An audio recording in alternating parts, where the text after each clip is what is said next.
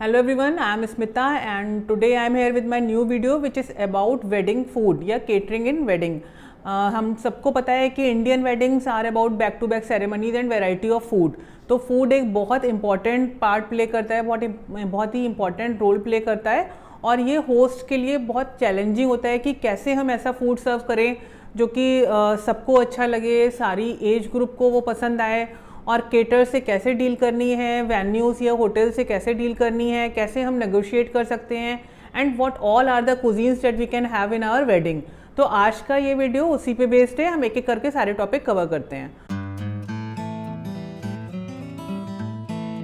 आप लोग अगर वेन्यू बुकिंग के प्रोसेस में हैं या ऑलरेडी कर चुके हैं तो आपने देखा होगा कि आपके पास जो मेल आता है उसमें ड्यूरिंग फाइनलाइजेशन जब हम डील कर रहे हैं वेन्यू से या फिर हम किसी केटर से जब डील करते हैं तो जो हमारा रेट्स होते हैं वो बेस्ड होते हैं मेन्यू ग्रिड पे. मेन्यू ग्रिड क्या होती है? मेन्यू ग्रिड होती है कि मतलब हम कौन सी मील में कितने आइटम्स ले रहे हैं, कितने स्नैक्स ले रहे हैं, कितने मेन कोर्स ले रहे हैं, कितने डेजर्ट ले रहे हैं.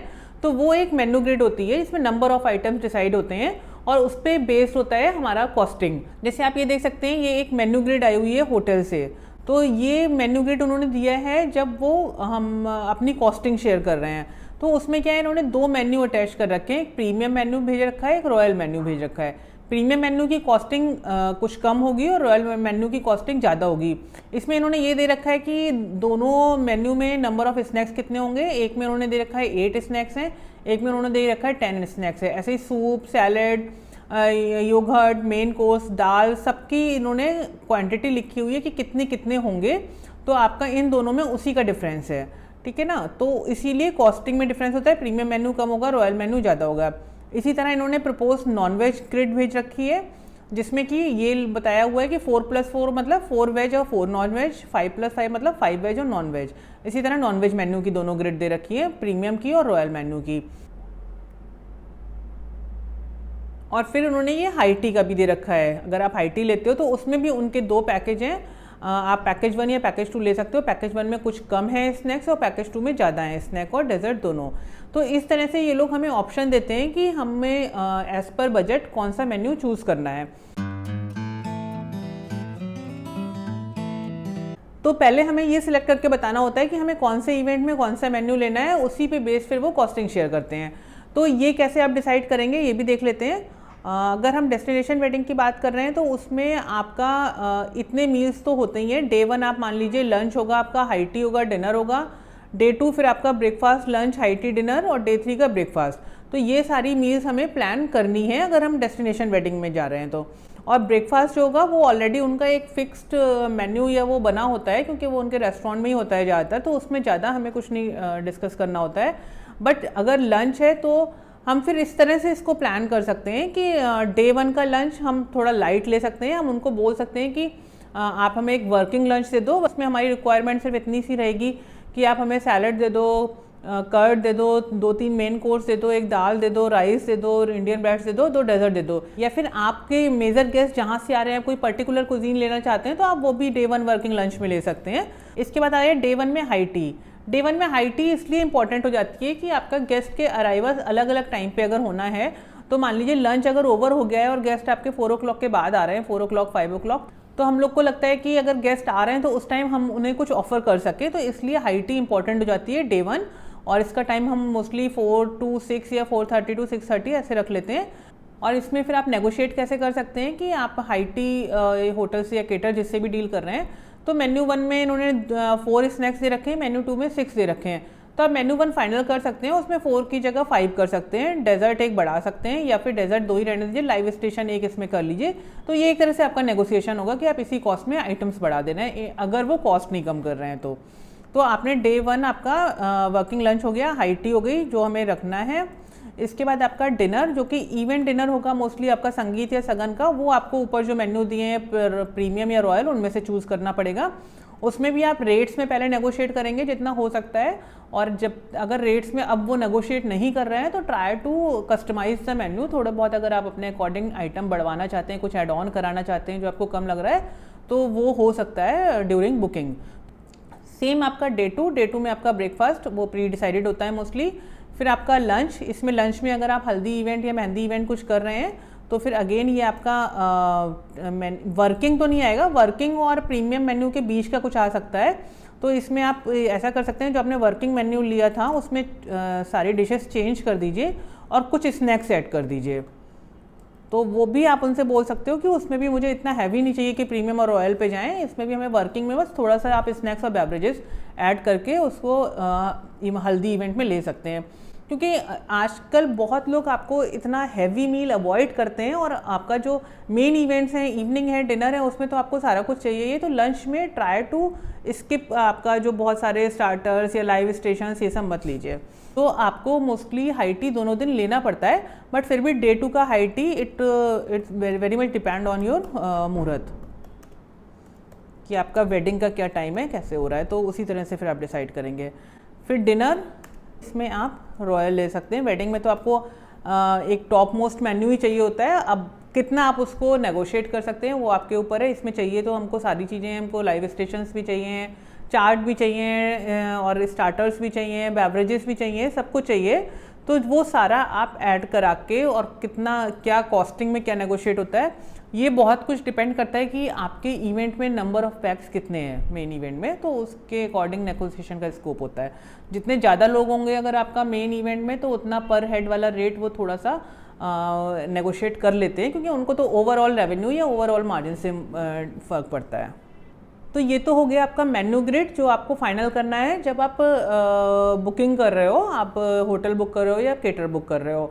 फिर उसके बाद क्या होता है, जब आप ये फाइनल कर लोगे तो वो आपको एक मेन्यू भेजेंगे जो कि होता है पिक एंड चूज़ मेन्यू। उसमें से सपोज उन्होंने आपको बोला है कि मेन कोर्स 5 लिखा हुआ है, तो आपको बहुत लंबी लिस्ट आ जाएगी, आपको उनमें से कुछ 5 मेन कोर्स चूज़ करने हैं। तो जब आपके पास वो लिस्ट है कि आपको कौन से कितने आइटम चूज़ करने हैं, तो आप पिक एंड चूज़ मेन्यू से उतने आइटम चूज़ करके उनको भेज देंगे, तो वो हो जाता है हमारा फाइनल मेन्यू। और इसमें अगर आपको बहुत ज़्यादा कन्फ्यूज़न हो रहा है और आपके पास उतना टाइम नहीं बचा है, तो best way is to ask your chef, उनका चॉइस पूछिए, उनका सजेस्टेड मेन्यू लीजिए, और अगर आपको लगता है उसमें कुछ चेंजेस करने हैं तो वो आपके लिए ज़्यादा ईजी होगा, आप उसमें चेंजेस कर लीजिए। फिर आप पे there are multiple cuisines option. आप नॉर्थ इंडियन ले सकते हैं, सबको पता है नॉर्थ इंडियन में क्या क्या रहेगा। आपका साउथ इंडियन ले सकते हैं, इसमें फिर आप राजस्थानी ले सकते हैं अगर थोड़ा ट्रेडिशनल एक स्टॉल करना चाहते हैं। आप मुगलई ले सकते हैं, आप इटालियन ले सकते हैं, पिज़्ज़ा, पास्ता, गार्लिक ब्रेड वगैरह। फिर आप मैक्सिकन ले सकते हैं, लाइक टाकोस, नाचोस, ये सारा आप ले सकते हैं, मैक्सिकन फ्राइड राइस। आप चाइनीज़ चूज़ कर सकते हैं, चाइनीज़ बहुत सारे लोगों को पसंद आता है, चाइनीज़ ले लीजिए, लेबनीज़ ले लीजिए। तो ये आपके पास कुजीन्स ऑप्शन तो बहुत सारे हैं जो आपका होटल या आपके केटर्स आपको प्रोवाइड करेंगे। फिर आप घर में सारे लोग बैठ के डिस्कस कर लीजिए कि आपको कौन कौन से लाइव काउंटर्स या कौन कौन से लाइव स्टेशन लेने हैं, कौन कौन सी कुजीन्स चूज़ करनी है, specially for wedding gala dinner.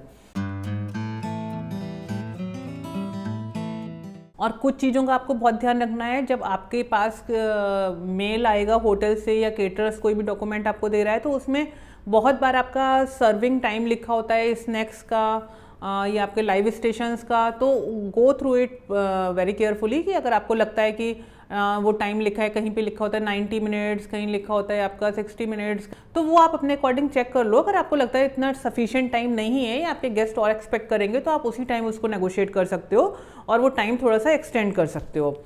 Second, liquor policy सबकी अलग अलग होगी। Most of the hotels they won't allow outside liquor.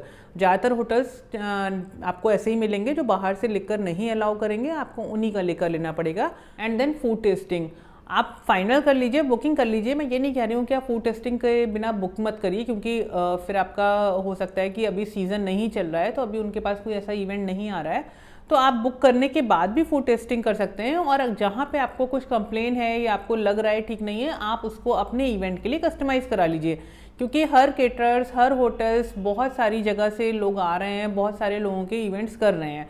Punjabis के भी कर रहे हैं, बनियों के भी कर रहे हैं, साउथ इंडियंस भी कर रहे हैं, बंगालीज़ भी कर रहे हैं।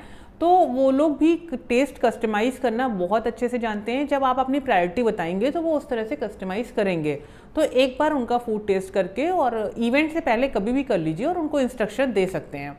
और बुकिंग के टाइम हमें सब जगह एक मिनिमम गैदरिंग देनी पड़ती है, एक MG देना पड़ता है, उसी पे बेस्ड आपको वो कॉस्टिंग करते हैं। अगर आप 50 लोगों के लिए केटरिंग ले रहे हो, आप 200 के लिए केटरिंग ले रहे हो, तो दोनों में प्राइस में डिफरेंस थोड़ा बहुत होगा। तो इसीलिए हमें एक मिनिमम गैदरिंग उनको देना पड़ता है। अगर हमने मिनिमम गैदरिंग उनको 200 दिया है तो आपका अगर 180 गेस्ट भी आए हैं फिर भी आपको पे 200 का ही करना पड़ेगा, क्योंकि हमने ये उनको मिनिमम गारंटी दिया हुआ है। और आपका 10-20% तो लोग ज़्यादा भी आ जाएंगे तो उनको होटल सर्व कर देता है, वो आपको बाद में पे करना पड़ेगा उनका, वो अलग चीज़ है। बट एटलीस्ट आपका वेस्ट नहीं जा रहा है। अगर आप पहले से 200 लोग का बुक करके बैठे हैं, आपके इवेंट में 150 लोग आए हैं, तो आपको 50 लोग का वेस्ट चला गया, वो आपको वापस नहीं मिलना है। इसीलिए अगर आपने 150 की गारंटी दी होती और आपके आ जाते 180 भी, तो भी वो सर्व हो जाता है और आप उनका बाद में पे कर देते। इसीलिए मतलब बहुत डिफरेंस नहीं होना चाहिए, लेकिन हाँ एक आप उतना ही नंबर दीजिए जो आपको श्योर है कि हाँ इतने लोग तो हमारे आएंगे ही। तो in most of the cities आपको रूम रेट सीपी प्लान में ही मिलते हैं विद ब्रेकफास्ट, और बाकी मील्स के मेन्यू जैसे मैंने आपको दिखाया वैसे ग्रिड आ जाती है आपके पास। तो वो आपको चूज़ करना पड़ता है कि हमें कौन से मेन्यू पे जाना है। और आप कहीं भी, आप दिल्ली कर रहे हो, आप बॉम्बे कर रहे हो, आप राजस्थान में कहीं कर रहे हो, तो मोस्टली इसी तरह से चलता है। गोवा में आपका 90% केस में जो होटल्स आपको देते हैं वो एपी प्लान में रेट फॉरवर्ड करते हैं, तो उसमें उनका एपी प्लान में एक स्टैंडर्ड मेन्यू इंक्लूड होता है। फिर आपको उसमें देखना है कि आपको उसमें एड ऑन क्या कराना है। तो मोस्टली लंचेस में तो कुछ भी एड ऑन नहीं कराना होता है, और डिनर में आप वेडिंग डिनर में और कुछ ऐड करा सकते हैं, तो वो भी आप बुकिंग के टाइम उसमें भी कस्टमाइज़ कर सकते हैं, उसको नेगोशिएट कर सकते हैं। So this is all for today. Please don't forget to subscribe my YouTube channel. Video like करिए अगर पसंद आया हो, लोगों से शेयर करिए। See you in next video. Thank you so much. Happy wedding planning. Take care. Good bye.